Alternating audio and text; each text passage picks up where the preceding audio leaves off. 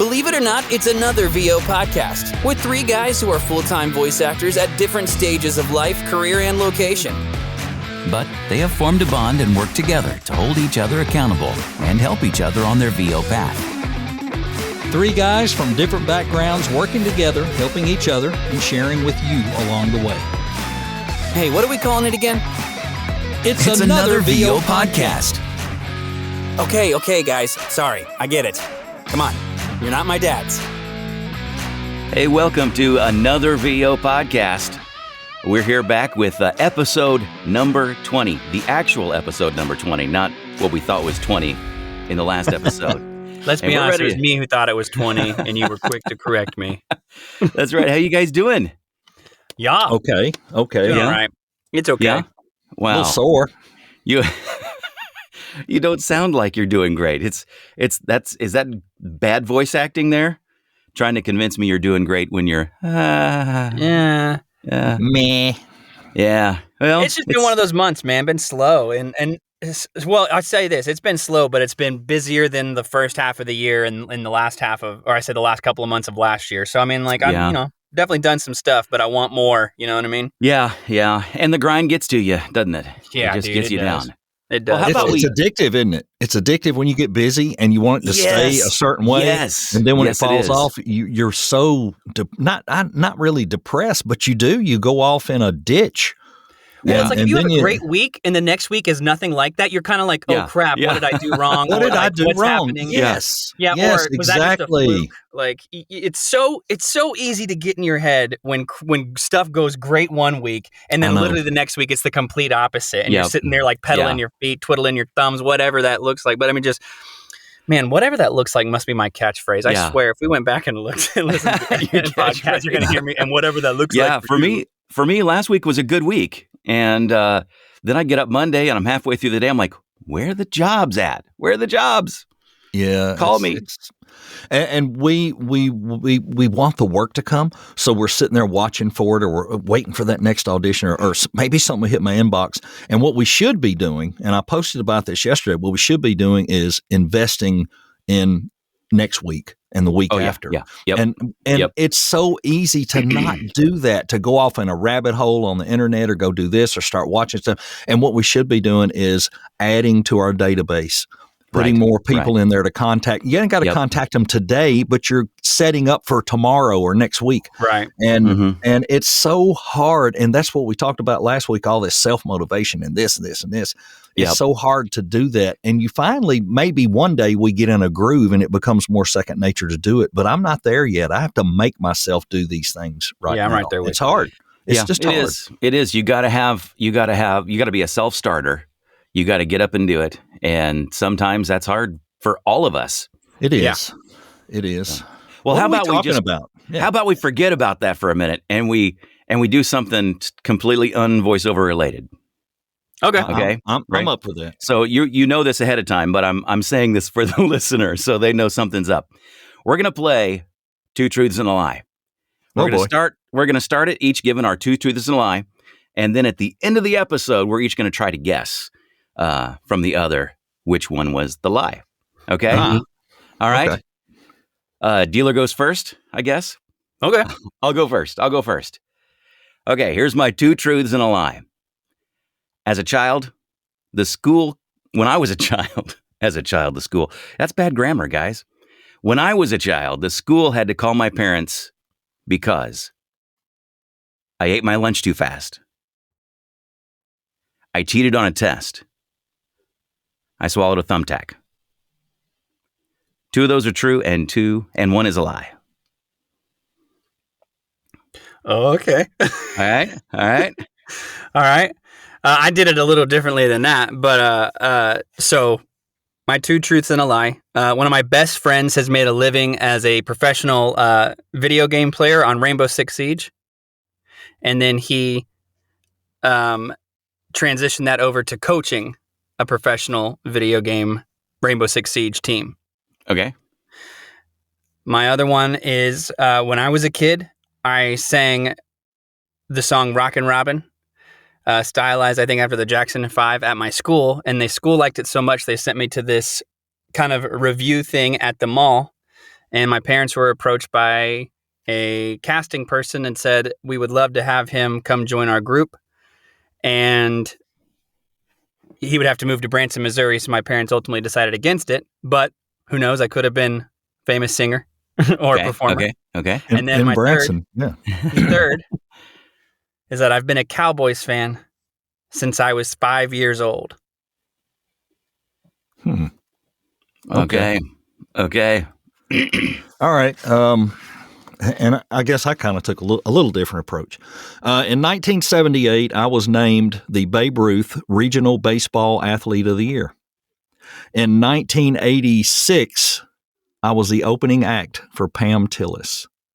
And in 2008, I toured with the Bill Gaither group as a backup singer. Okay. The BGVB, the Bill Gaither Vocal Band. Yeah. So Okay, are we all telling right. now or are we waiting? No. later? We're going to wait till the end of the episode. Okay. For one, I might need to think about some of your guys's. Just a little bit. We'll reveal that at the end of the episode, okay? Okay. And so if you're listening, stick around. Or and just skip forward. that'll give listeners a chance to try to figure it out themselves. Come up with Process it, maybe yeah. what is it that the lie is. We'll find maybe we're not very good liars. I don't know. Yeah, Probably not. Probably. Okay, guys, did you see the news over the weekend? I saw it, that Stephen Fry discovered that someone used his voice from the narration of the Harry Potter books to create an AI of his voice, and that was used to record a historical documentary. That's crazy. And did he? I saw the headline and I saw it, but I didn't read the article. Did he pursue legal? He showed his agent in Britain, in Great Britain. He showed his agent in the U.S. They both were just blown away. They couldn't even believe that had taken place.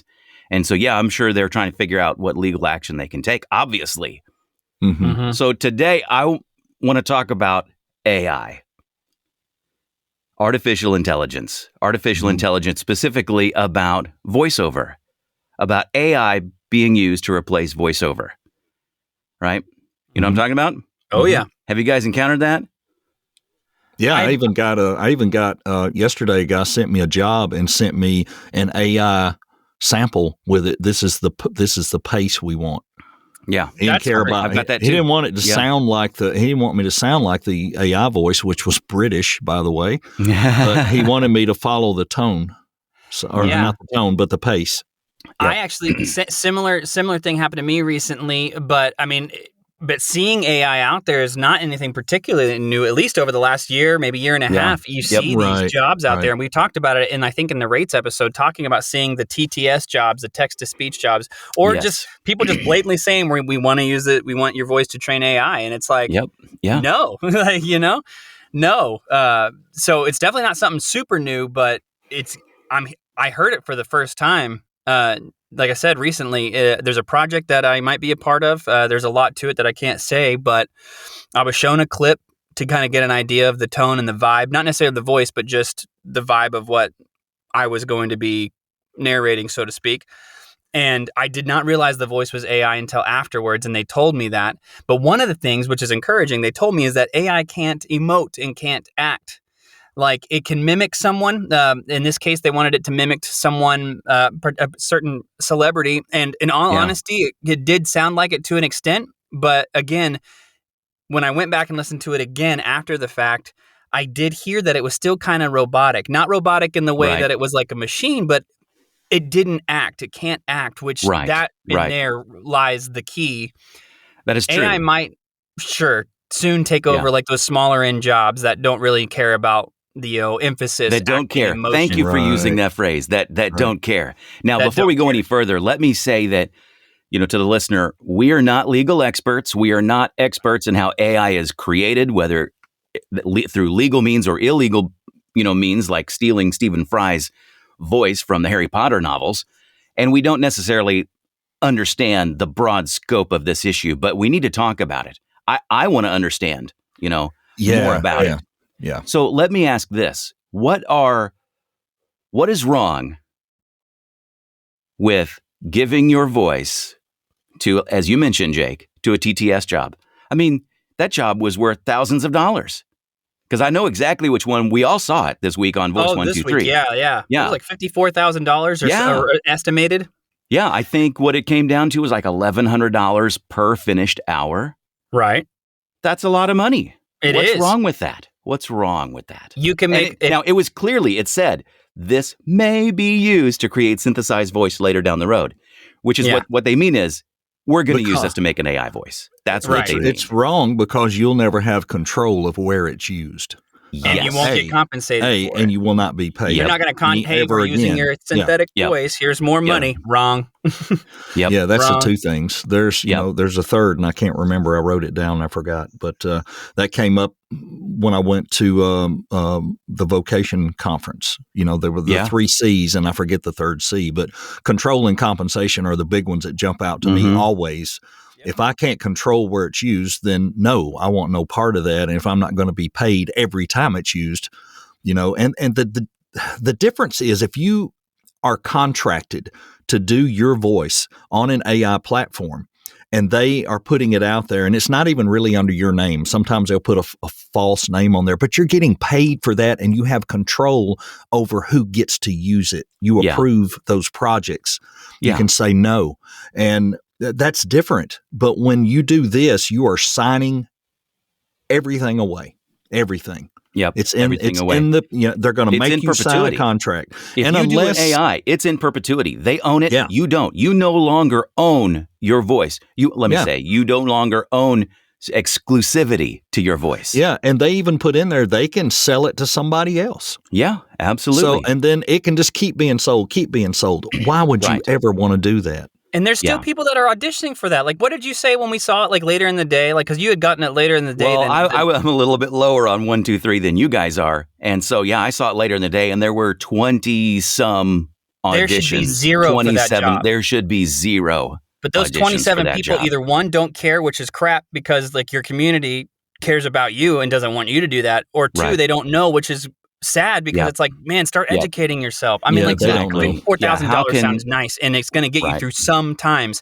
But if you're a serious voice actor and you put in the work and dedication and learning your craft and market yourself, get coaching, you can make way more than that in the long run off of your voice. Yeah. Like $54,000 all at once, sure. But you can do a lot better than that over time. You're competing against yourself. You're stealing jobs from you. You're not stealing jobs from other people. You're stealing them from you. Because when someone's hiring or casting a voiceover, they have a voice in their head that they're looking for. And you may nail the audition, but you weren't the voice in the client's head, right? Mm-hmm. Right. Or if you are the voice in the client's head, that's why you get the job. Yeah. If the voice in the client's head is you, and it's you versus yourself in AI, you're losing the job to you. Nobody sounds like me. I have a unique voice. So that can keep me out of jobs. It can also help me score jobs. It's good and bad, right?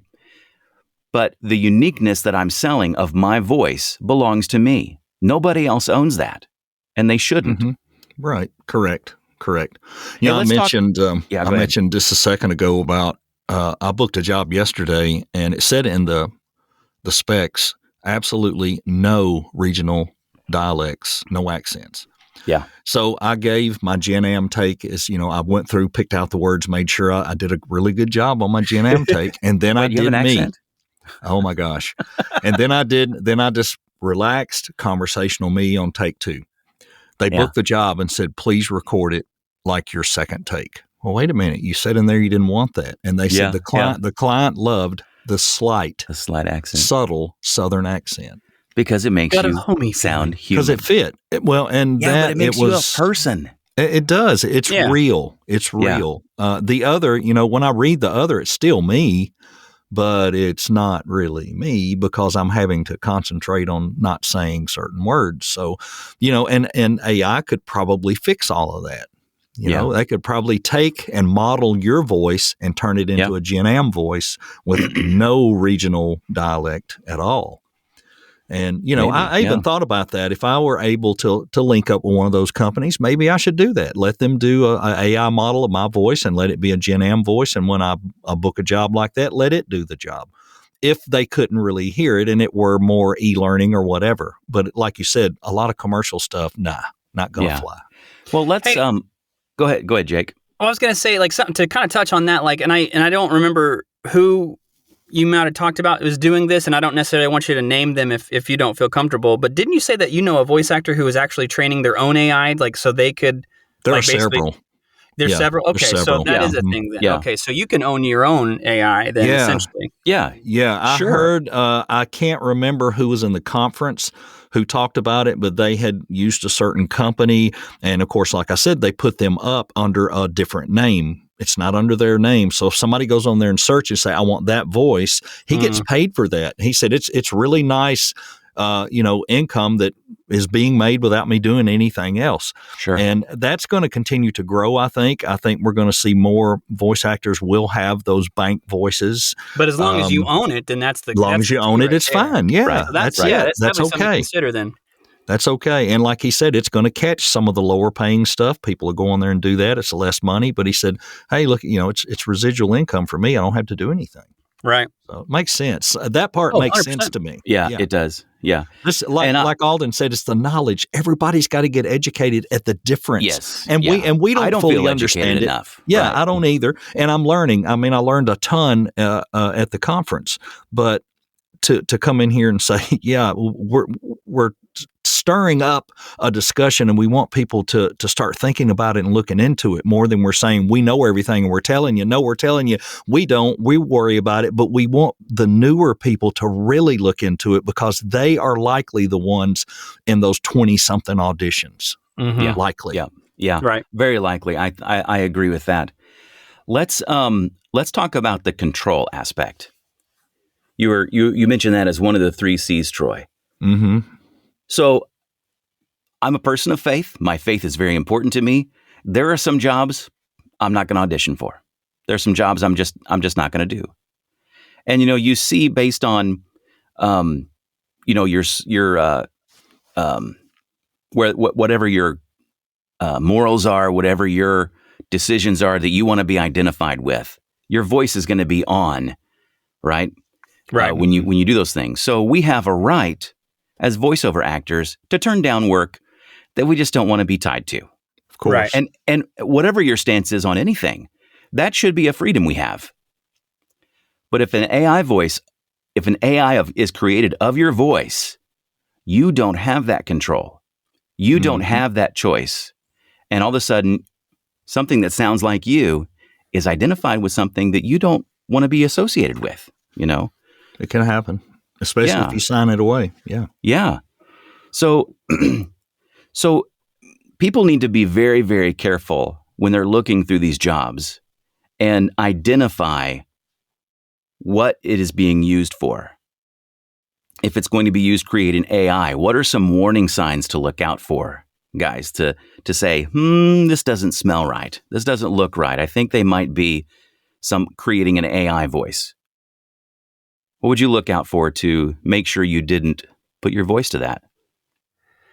Just read the usage and make sure. I mean, I know, here's the thing. If they don't include that information in there, then obviously I think the law can be on your side. But the issue is that the law hasn't caught up with the technology of AI if you do something willingly, Yep. Yeah.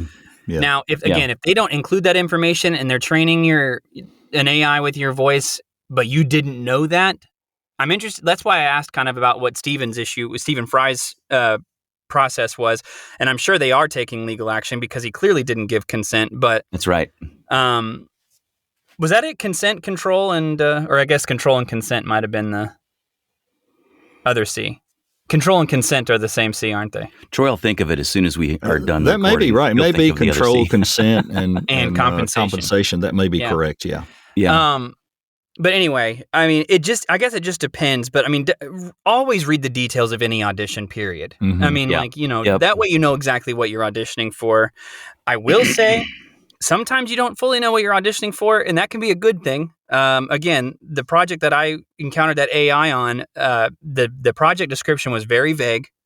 It didn't smell like AI to me, and it's not. I know now. But what it ended up being is something very cool, which again I can't talk about. But just goes to show you that like sometimes vague details may not be a bad thing either. But that being said, just pay attention to what you're auditioning for. And I have wondered again, if it's text to speech, I mean that almost always is training. That's a something. giveaway. It's training something. Yes. Yeah, they're training something and it could be like a Siri type thing. I mean, I've seen a couple of text to speech jobs that were for like, a voice of a car kind of thing.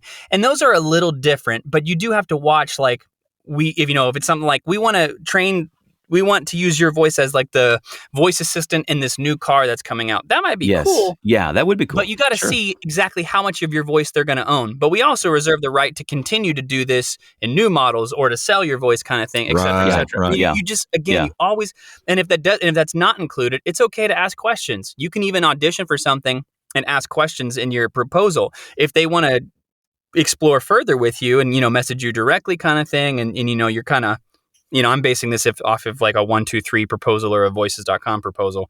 If they want to pursue something with you, they'll message you obviously, and then you can actually get more and more broad with your questions because then you've opened a discussion. But don't be afraid to ask questions, and you should ask questions.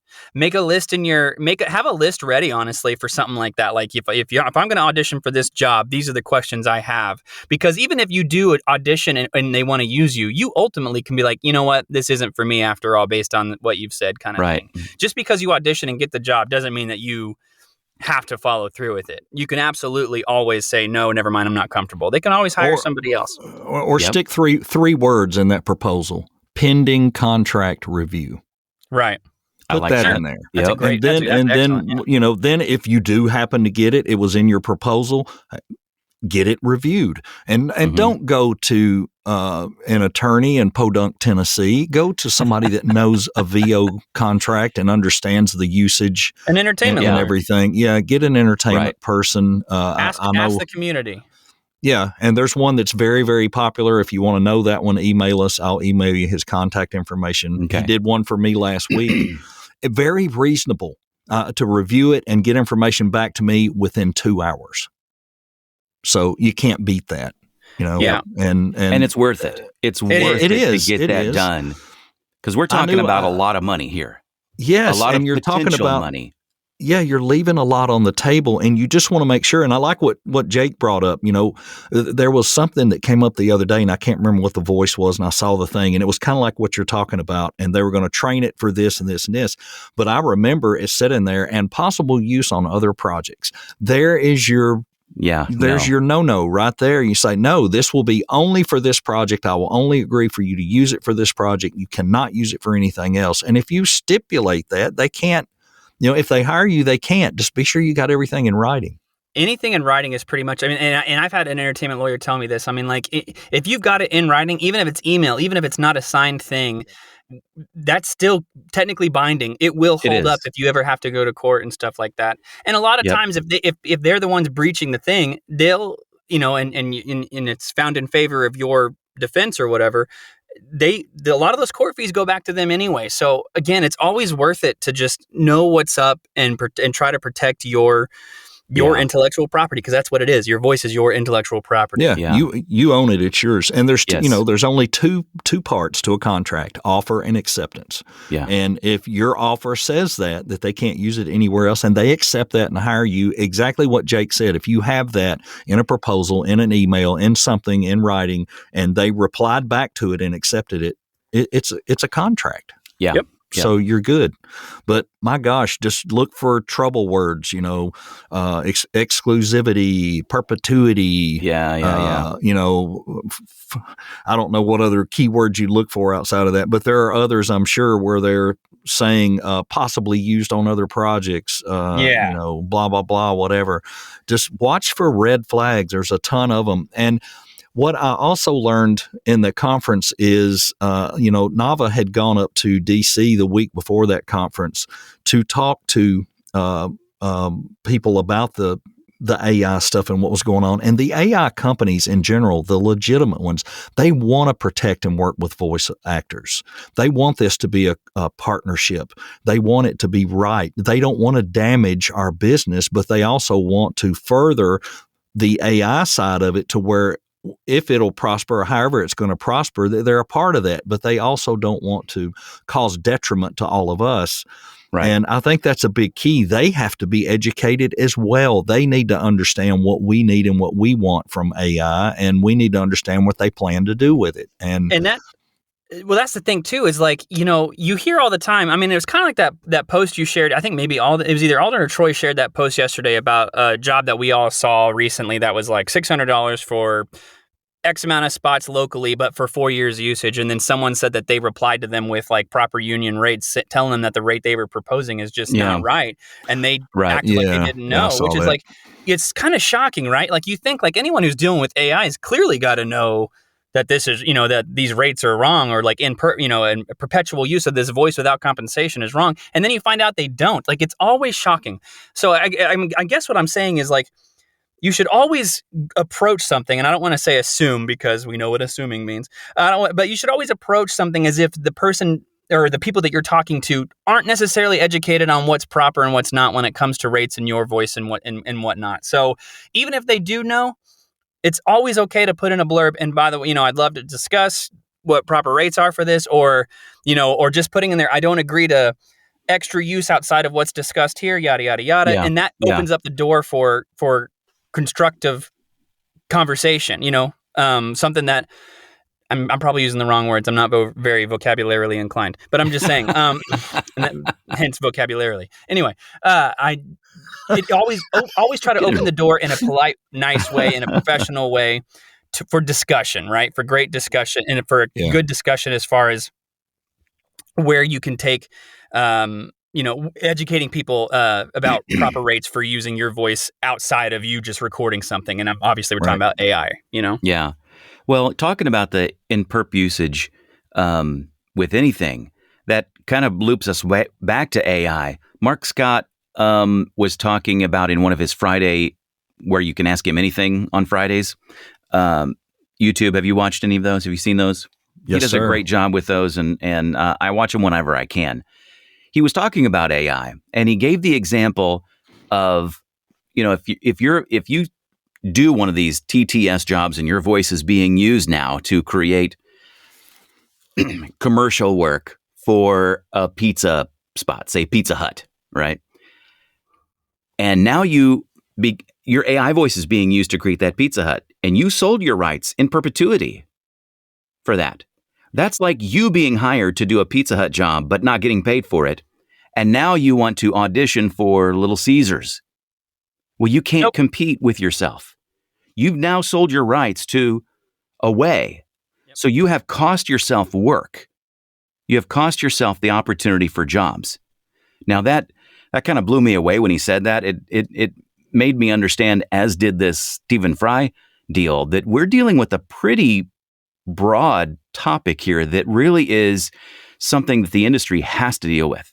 They have to deal with. And that's pretty much what the strike is about, obviously on camera stuff. And that's what I don't think people, like you said, there's 27 people that auditioned for that, job we were talking about earlier.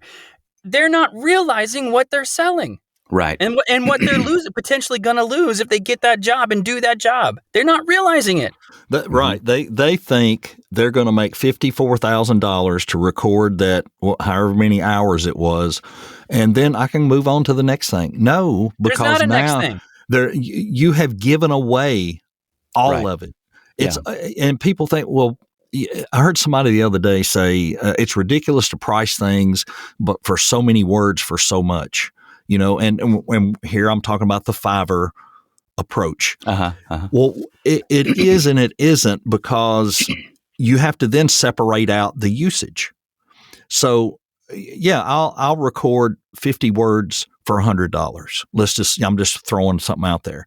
Okay, and where are you going to use that? Let's just use it internally on a corporate thing. We're putting it up internally in our building for people to see it. Okay, so you can ask for some business usage if you'd like. You can make things up and do that. But technically you'd say, oh, okay, well, that you just pay the $100, you're good. Or, oh, that's going to be a 15-second YouTube ad. And, well, now I'm going to ask for that usage. Oh, it's going to also go on local radio. Well, now I need that usage. So what they're missing on all this is you've given away that usage forever. Right. Every time they use your voice, now it's on this ad. Well, that's $1,500. That's $1,800. This is $2,000. This is national. Oh, this one's $5,000. And you're not global. getting that money. And you get nothing. Well, I got $50,000. Yeah, but they've already used your voice enough for $500,000. Yep. Who knows? And I'm not saying like that's going to really apply, but it could. Just because it seems like a lot of money to you at the time doesn't mean it's the appropriate amount of money that you should have been paid for all the work they're going to get out of that. Right, right. And who's to say that they will or not? I'm not. I don't know. But that's what they're going to try to do. Yeah. Well, slavery's been illegal in our United States for a long time. Yeah.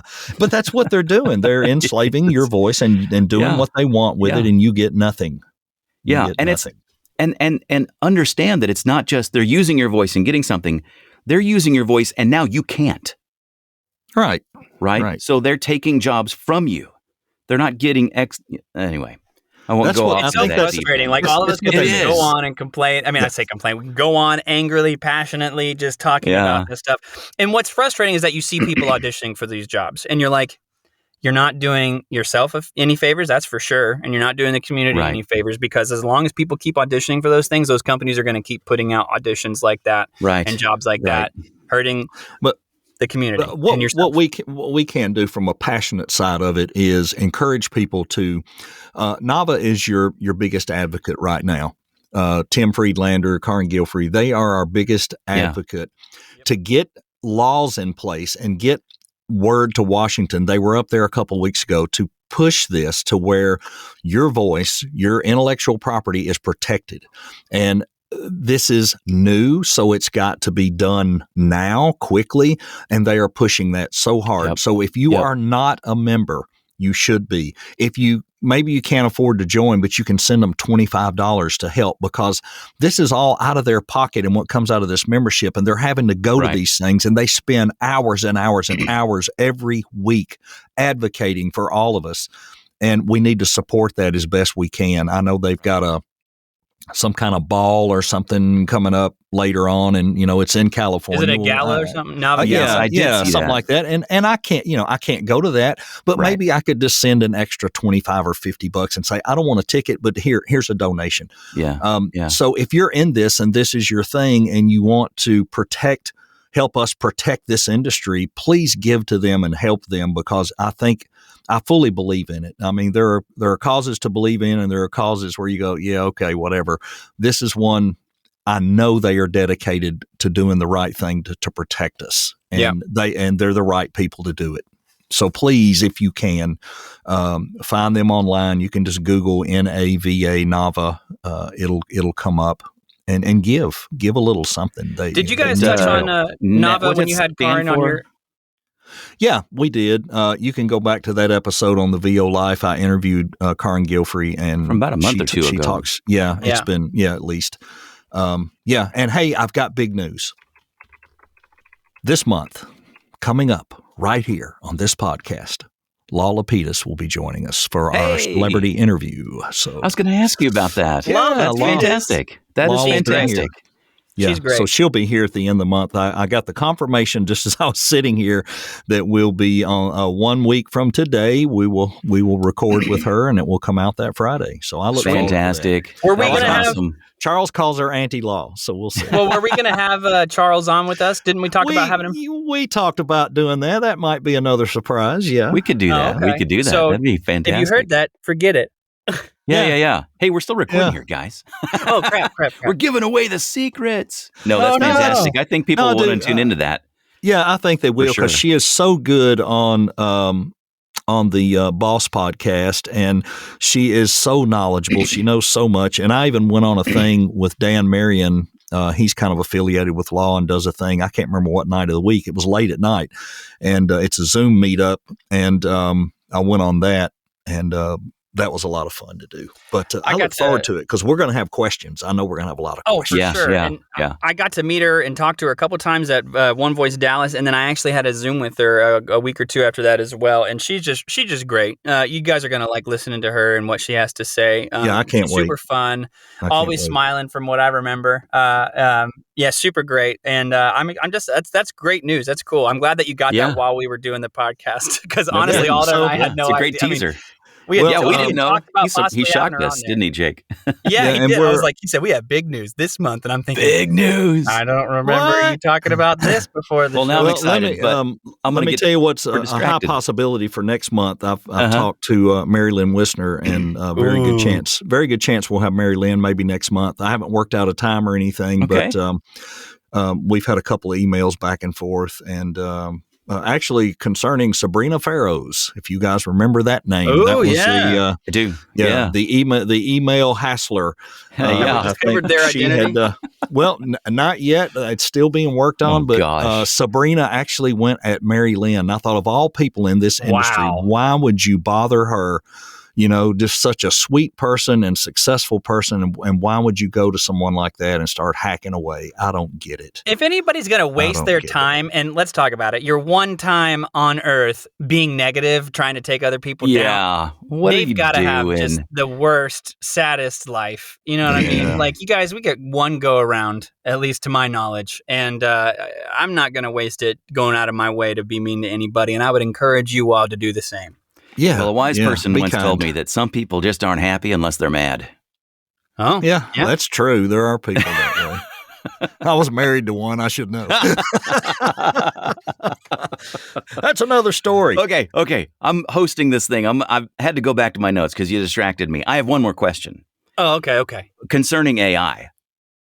So let's turn from the other side of it, away from the voice actor's point of view to the client who hires the voice actor. Why would they not want to use AI voice? I have some ideas on this. So why would it be a bad idea It's to not use AI human. voice? Troy, you made me think of this because you mentioned somebody asking after you had submitted a project file, and they Yeah. asked you if it was AI voice. Yeah, but because he wanted to make sure it wasn't. He wasn't Exactly. being critical. He just Exactly. said, Well, at first, I don't want we it. weren't sure, though. Right, it was Yeah, I wasn't sure. Touch and go there for a minute. Yeah, I got very defensive when I read it. I didn't reply defensively. I just said, "Oh no, of course not. It's not AI. You know, Yeah. here, let me send you me doing these voices, you know, and answering and which I guess I could have AI'd that, but." Yeah, he just wanted to make sure he's a musician, and he has a side thing where he does some video stuff, and he just didn't want an AI voice, and I get that. But my answer to what you're saying is it's not human. I don't care what you do to it; it's still not human. It doesn't feel anything. It's just no saying connection. the words. Yeah, no connection to There's the no copy. It's connection. saying the words. Yep. Is it better than it was a year or two ago? Heck yeah. I've heard some. I wouldn't know. But if I really, really listened to it and I knew the copy, I'm going to say, yeah, it's not really connected. That's the thing I hear. Sadly, we all three of us, because we're musicians and voice actors, we have good ears for that kind of thing. Yeah. There's a lot of people that don't have the ear. There's a lot of true. people that aren't going to be able to tell the difference when we can. And that's why a lot of this won't matter because it's not important. You can put it on certain things and it won't be important, but there's going to be so much that you can't use it for, you know? Yeah. Jake, you were getting ready to say something. Well, I was just going to, and I already technically said it earlier today, you know, when I was talking about my recent encounter with AI after, that particular job. Again, closed doors, can't say much about it. But they came back and said, the voice we used in that clip was an AI clip, but it can't really act. Like, it sounded enough like the person they were wanting it to sound like. But again, after going back and listening to it, it couldn't be that person. The voice sounded like it, but that voice couldn't be that person and capture what they were wanting out of it. You know what I mean? Yeah. Couldn't act. Yeah. And that's another reason I don't think people want to use AI just yet. Again, there's people that don't care, and those are going to be the lower end tier jobs that aren't looking for anything spectacular with their voice actors, or the voice is clearly not going to be a bright spot in their project kind of thing. Yeah. And that's encouraging. But that being said, I think it's going to take out those lower paying jobs, and it's going to take it might wipe a lot of people out of voiceover, especially people making a living. Yeah, it will affect it. It'll affect the bottom. To admit, but I think you might be right. And think about things like you order a TV stand and you get a link to a YouTube video how to put it together. I don't care what that guy sounds like. Put screw number A into hole B. Put two. Okay, that's fine. You just want to know what to say. You're not sitting there, man. I love how this guy tells me how to build the TV stand. So you're saying it's for people who can't read. Can't read instructions. Yeah. But you know how that is. A lot of times they send the instructions and they have been done by somebody that was tried to put it in English out of another language, and it's crazy. Yeah, it's you like can't using follow Google it. Translate to go to one language and then coming back again. It's never the same. Yeah, and I had to put a love seat. I had to put a love seat together. I've never put a piece of furniture together. My stepdaughter ordered a love seat. It's in huge boxes. Open it up, and it's got the side panels, and they slip onto the bottom, and then you got to put this on. But the instructions were junk. Yeah. Anyway, I think it's good for that kind of stuff. I do think possibly a lot of books, a lot of audio books, not the ones they're that already have doing stories. that. Yeah, but not they're the ones already that have doing that. Really good storylines and all that, and multiple characters and blah blah blah blah. But I think a lot of your like business related books, exercise books, stuff taking care of your body books. Yeah. They could probably, some of the AI I've heard is good enough to probably do that. I don't listen to audiobooks. I'm terrible. I don't read a lot. I read articles. I read stuff on, I read articles on the internet. I'm not a reader, so I can't relate to all that. Well, and I even, in my opinion, if you're doing employee training, I don't think it's a good idea to use AI for that. Because puts people to sleep. Well, yeah. Well, so can some voice actors too. But Alden, stop. But what you're saying to your employees is, this doesn't matter enough for me to have hired an actor. This doesn't matter enough for me to have used a human touch on this employee training stuff. That's true. So if you're training employees, you want them to know that this is important, right?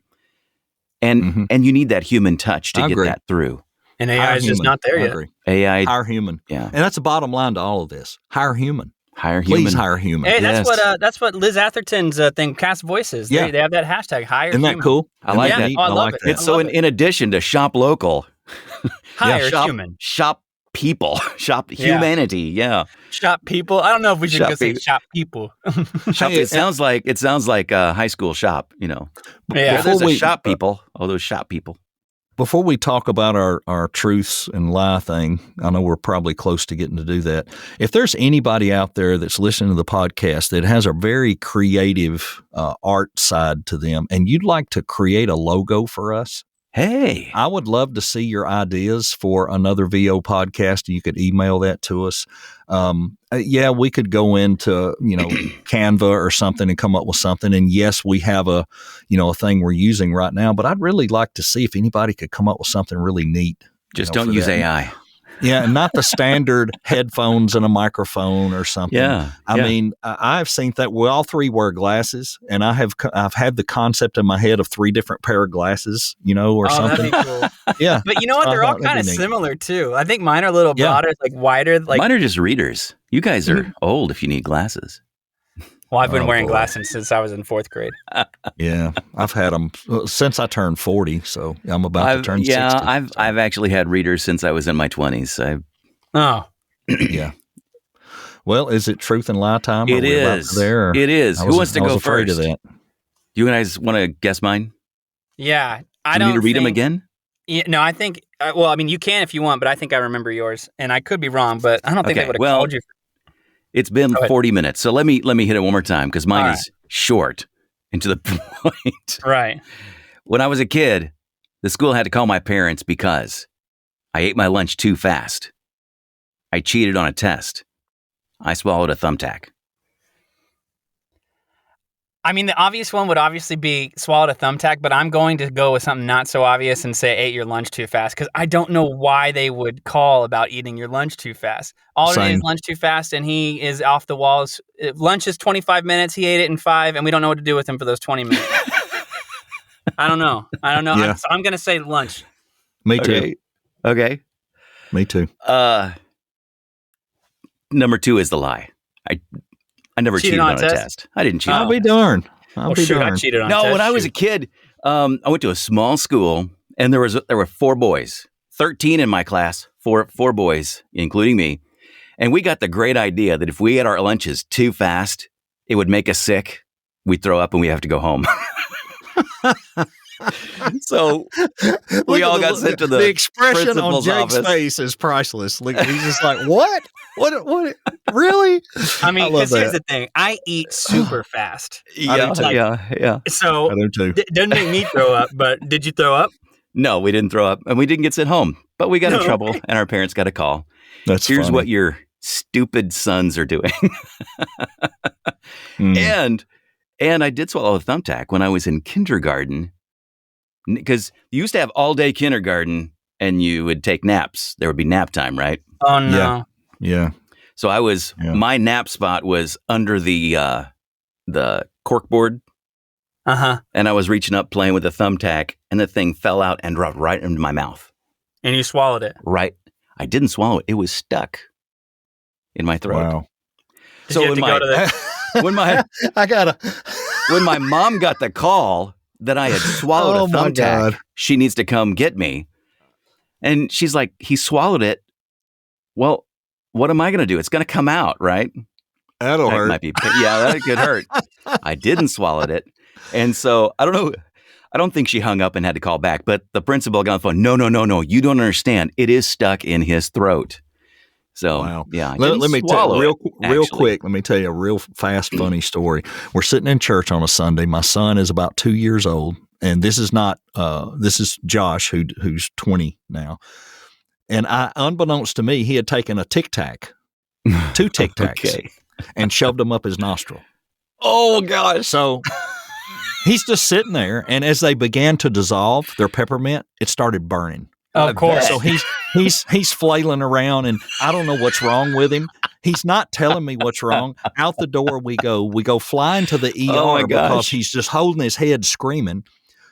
The doctor says he's got something up his nose. He finally gets one of them out. There's a little bit left. He said, he smells it. He said, it's peppermint. It's a tic-tac. He had one in each nostril. Oh my goodness. We had to let the other one just melt. Yeah. When the doctor pulled it out, the doctor was gagging. And I'm like, the doctor's gagging? What the heck? But anyway. That's he doesn't like mint. The doctor doesn't like mint. Well, I guess. I put a raisin up my nose when I was a kid, and it was in there all day. And by the time it was time to come out, it moistened up so much it was basically a grape when they pulled it back out. Oh my gosh! You rehydrated a raisin in your sinus passage. So if anyone's interested in trying that out, don't do that. This is gross. If you feel like a grape and you only have raisins, you have 2 nostrils. Anyway, this wins the most disgusting episode so far. Yeah, I know. It's, all right. Okay, so Jake, mine, what do you got? Jake's turn. Mine were, I have a buddy who has made a living being a professional video game player, transitioned that into being a coach of a video game team for the same sport as Rainbow Six Siege. The other one was when I was in, I think it was 2nd grade. I sang Rockin' Robin at my school. They sent me to this kind of review at the mall, and this guy approached my parents and said, we'd love to have him be a part of our little, entertainment group for kids. It was based in Branson, Missouri. We couldn't do it. And the other one was that I've been a Cowboys fan since I was 5 years old. Number 3. I know, Jake, that you were raised in Wichita, right? Area? I was born in Wichita. I grew up in Moore, Oklahoma, and I moved to Texas when I was 12. That makes it seem like you're a Cowboys fan. He may be, but... Because I know people from Wichita that are Cowboys fans because that's what they got on the TV. Who else are they going to root for? Well, the whole United States. Yeah, the whole U.S. is covered in them, especially older folks. I'm still going with the Cowboys. I'm going to go number 2. Number 2. You're going to go number 2? Because I think that story might go differently. Oh, it's number 3. I am not a Cowboys fan at all. I'm not really a fan of any particular team. The first team I was ever a fan of was the Chiefs. And then I kind of like the Titans when they became a thing, when Houston moved to Tennessee and became the Titans. In their first year, they almost went to the Super Bowl. I remember it. Well, they did go to the Super Bowl, and they almost won the Super Bowl. I remember it very clearly. They played the Rams. and they lost. But I was a fan of the Titans for a little while, and now I really just don't care. I just like to gamble. Yeah, I really do. I mean, like I really care more about the players because I'll do like daily fantasy or like season long leagues. But yeah, I'm not a Cowboys fan at all. My friends give me crap for it all the time, and I'm always hating, so to speak, on the Cowboys. I think they're the big. I mean, like they do really well to start the year off, and even sometimes well into the year, and then they always choke at an integral moment in the season, and they blow it. So I feel like I was specifically geared to miss that question because I have a really good friend who grew up in Wichita area and has been a Cowboys fan all his life, and I just thought, I did not know that. So that's what you do if you grew up in Wichita. Yeah. So all right, so, you got me on that one, Troy. Hey, you got one right, Troy. Yeah, I did. That's amazing. That's a good one. Amazing. All right, here were mine. 1978, Babe Ruth Baseball Athlete of the Year for the Middle Tennessee region. 1986, I was the opening act for Pam Tillis. 2008, I was on tour with Bill Gaither as a backup singer. I'm sorry, I got to go with, I hope this is true, but I got to go with 2008 Bill Gaither, backup singer, especially because you have kids, and I imagine that at some point, you can't, it's hard to go on tour. So I would think the Bill Gaither one would be a lie. Yeah, I think so too. Yeah, you know what? You're both right because Bill Gaither doesn't have backup singers. Well, there you go. Okay, there you go. Well, yeah. Okay, fine. But yes, I was a Babe Ruth Athlete of the Year, and yes, I did open for Pam Tillis. So, yeah. I thought you had mentioned opening for somebody, and I thought maybe it wasn't Pam Tillis. It was somebody else. So I thought that might have been a lie. Yeah, I opened for the Kendalls. I don't know if you remember them. Porter Wagner opened for him once. Gene Watson opened for Gene Watson. Yep. Those are all pretty good. We should do this again.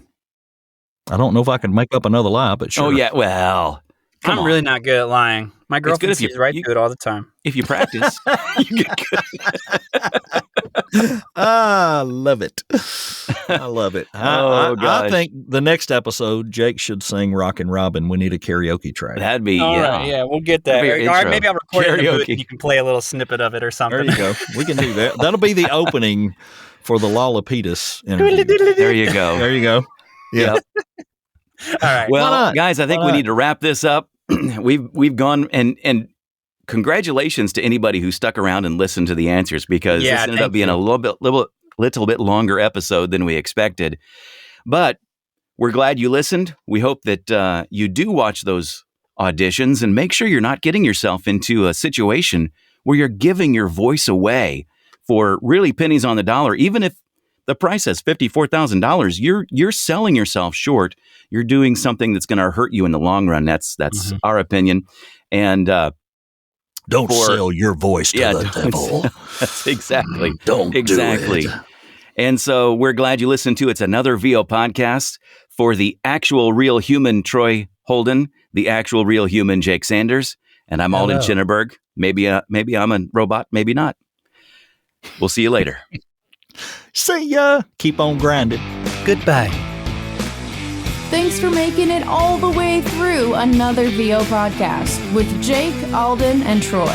We'd love to hear from you. Email us at anothervopodcast@gmail.com. And be sure to like or comment on your podcast platform. We drop episodes every week and interview peers once a month also. If you have something you'd like to ask or topics in mind we need to discuss, let us know. Otherwise, we hope to see you next week right here on another VO podcast.